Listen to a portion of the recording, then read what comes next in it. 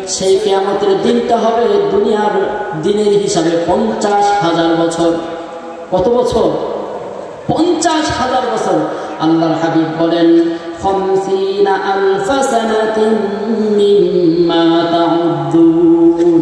কিয়ামতের একটা দিন তোমরা যে গণনা করো এই গণনার 50,000 বছর সমান হয়ে যাবে। আল্লাহু আকবার।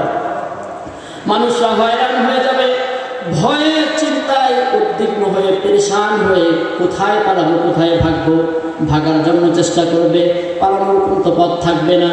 কিয়ামতের মাঠ যখন কায়েম হয়ে যাবে, আল্লাহ পাক রব্বুল আলামিন আদম আলাইহিস সালাম থেকে শুরু করে কিয়ামত পর্যন্ত যতগুলো মানুষ দুনিয়াতে আছে সবাই উপস্থিত হয়ে যাবে।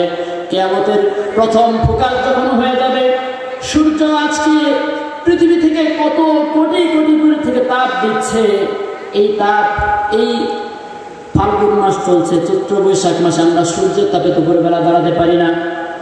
এই এত দূরে আল্লাহ পাক রব্বুল আলামিন তারপরে সূর্যের মধ্যে কতগুলো ফিল্টারের ব্যবস্থা করে দিয়েছেন। আয়নোস্ফিয়ার, ট্রাপোস্ফিয়ার, এই প্রত্যেকটা ফিল্টারে সূর্যের তাপগুলো পরিশোধিত হয়ে হয়ে পৃথিবীতে আসে।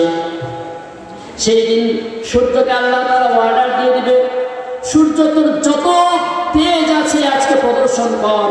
সূর্য যখন প্রথম প্রকাশটা দিবে, সূর্যের প্রথম প্রকাশের সাথে সাথে জমিনটা সঙ্গে সঙ্গে তামা হয়ে যাবে, তামার মতো শক্ত হয়ে গরম হয়ে যাবে। পাপীদের মানুষের আমলনামা অনুযায়ী সূর্য কারো আঘাত, কারো এক হাত, কারো আর একটু দূরে, কারো আরো দূরে, এরকম যখন সূর্য অবস্থান করতে থাকবে, সূর্যের তাপে মানুষের মগজগুলো টকবক টকবক করে বলতে থাকবে। ভাত যখন রান্না করা হয়, ভাতের মাঠটা যেরকম টকবক করে ফুটে ফুটে চতুর্দিকে পড়তে থাকে, তেমনিভাবে মানুষের মগজগুলো টকবক টকবক করে গলে গলে নাক দিয়ে কান দিয়ে পেছনের রাস্তা দিয়ে পড়তে থাকবে। মানুষগুলো ইয়া নাফসি ইয়া নাফসি, ভাগবো কোথায়, পালাবো কোথায়, কোথায় একটু শান্তির আশ্রয় পাবো, এরকম যখন করতে থাকবে, তৃষ্ণায় মানুষের জিহ্বাটা কুকুরের মতো বের হয়ে নামিয়ে নিচে চলতে থাকবে। মানুষগুলো হয়রান হয়ে পেরেশান হয়ে একটু শান্তির আশা খুঁজতে থাকবে। মানুষগুলো যখন এই অবস্থায় থাকবে, অপর দিক থেকে জাহান্নাম মানুষের দিকে তেড়ে ফিরে আসতে থাকবে। হাদিসের বর্ণনায় এসেছে জাহান্নামের গলায় 70,000 শিকল থাকবে, প্রত্যেকটা শিকলে 70,000 ফেরেশতা জাহান্নামকে আটকে রাখার চেষ্টা করবে। জাহান্নাম চিৎকার করে গর্জন করে হাসরবাসী মানুষের দিকে আসতে থাকবে মানুষকে খাওয়ার জন্য। জাহান্নাম চিৎকার করে আল্লাহর কাছে বলবে, আল্লাহ, এই পৃথিবীর সৃষ্টির আগে থেকে, মানুষদেরকে সৃষ্টির আগে থেকে আমাকে বানায় রাখছো, আমার পেটের মধ্যে একটা খাবার দাও নাই, শুধুমাত্র পাথর ছাড়া। আজকে আমি বড় ক্ষুধায় তৃষ্ণায় আমার পেটটা ফেটে যাচ্ছে, আমার খাবার তাড়াতাড়ি আমাকে দাও। এই জাহান্নামের চিৎকারে হাসরবাসীরা এক দিক থেকে পালায়া অন্যদিকে ভাগার চেষ্টা করবে। এই দিক থেকে জাহান্নাম আসবে, মানুষগুলো পালায়া যাবে।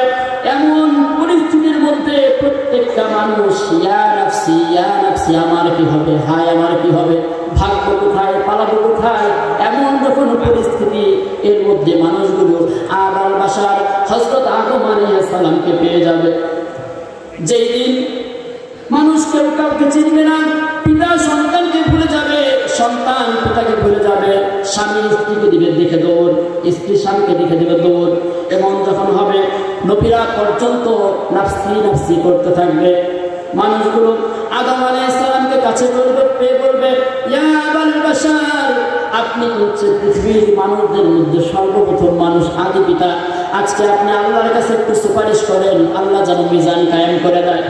এই জাহান্নামের এই হাসরের শাস্তি আর ভোগ করতে পারছি না, এত ভয়, এত উৎকণ্ঠা, এত তীব্রতা সহ্য করতে পারছি না। আল্লাহ যেন মিজান কায়েম করে দেয়। মিজানে যদি আমাদের জাহান্নামে যাওয়া লাগে, জাহান্নামে যাবো, তারপরে ওই হাসরের শাস্তি আর সহ্য হচ্ছে না। মানুষগুলো যখন র্যান্ডমলি শাস্তি পরিবর্তন হতে থাকবে, কখনো সূর্যের তাপ, কখনো এমন অবস্থা হবে এই পচা রক্ত মাংস পচে পচে কারো হাঁটু পর্যন্ত, কারো কোমর পর্যন্ত, এই পচা দুর্গন্ধযুক্ত পানির মধ্যে, পচের মধ্যে, রক্তের মধ্যে কেউ হাবুডুবু খাবে। একটার পর একটা শাস্তি চেঞ্জ হবে। এর মধ্যে আদম আলাইহিস সালাম বলবে না না না, আজকে আমি আল্লাহর সামনে কোনো কথা বলতে পারবো না, আজকে আমার অবস্থা কি হবে আমি নিজেও জানি না। ইয়া নাফসি ইয়া নাফসি, আমার কি অবস্থা হবে আমি বলতে পারি না। তোমরা যাও নূহের কাছে। মানুষগুলো দৌড়িয়ে যাবে হাসরবাসী সব নূহ আলাইহিস সালামের কাছে। নূহ আলাইহিস সালাম বলবেন পারবো না, আমি আল্লাহর কাছে যে ফরিয়াদ করেছিলাম আল্লাহ পুরো পৃথিবী ধ্বংস করে দিয়েছিল, আজকে না জানি আমার কি হয়ে যায়। ইয়া নাফসি আমি পারবো না। তোমরা যাও মূসা আলাইহিস সালামের কাছে। মূসা আলাইহিস সালাম বলবে পারবো না। ইব্রাহিম আলাইহিস সালামের কাছে যাও। ইব্রাহিম আলাইহিস সালাম বলবে পারবে না। ইব্রাহিম আলাইহিস সালাম বলবে তোমরা ঈসার কাছে যাও। ঈসা আলাইহিস সালামের কাছে যাওয়ার পরে ঈসা আলাইহিস সালাম বলবেন আজকে আমার কপালে কি হয় আমি নিজেও জানি না। ইয়া নাফসি ইয়া নাফসি।